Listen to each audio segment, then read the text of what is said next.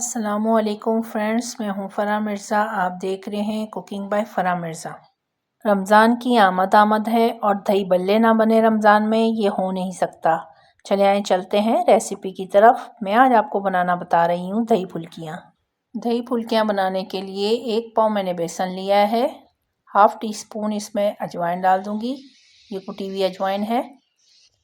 1 table spoon इसमें नमक add कर दूंगी। पानी लेंगे हम 1 कप, थोड़ा थोड़ा करके वो इसमें ऐड करते जाएंगे। साथ साथ अच्छी तरह से मिक्स करते जाएंगे ताकि इसमें कोई लम्स ना बने। हम इसका स्मूथ सा बैटर रेडी कर लेंगे।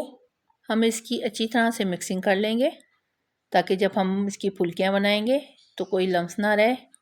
फुल्कियाँ हमारी अच्छी तरह से रेडी हो जाएंगी इस तरह से।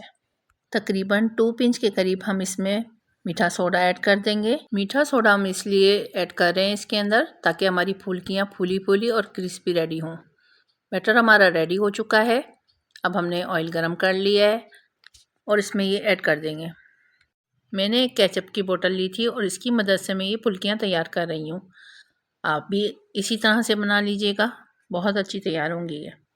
मीडियम लो फ्लेम पर हम इन्हें फ्राई करेंगे ताकि क्रिस्पी तैयार हो। ये देखें, इनका लाइट लाइट सा कलर आना शुरू हो चुका है।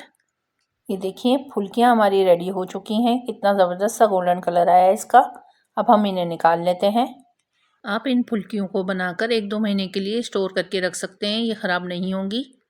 जब भी आपको दही बल्ले बनाने हों फिर इसको नीम गर्म पानी में आप डालकर रख दें 10 से 15 मिनट के लिए और फिर दही बल्ले आप बना लें इससे। फुल्कियाँ हमारी रेडी हो चुकी हैं। ये देखें, ज़बरदस्त फुल्कियाँ मेरी रेडी हुई हैं।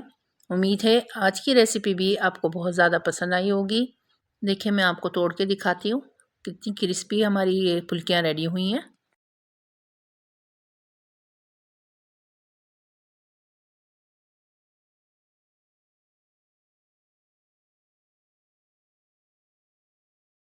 वीडियो को लाइक और चैनल को सब्सक्राइब करना मत भूलिएगा। मिलेंगे किसी और नए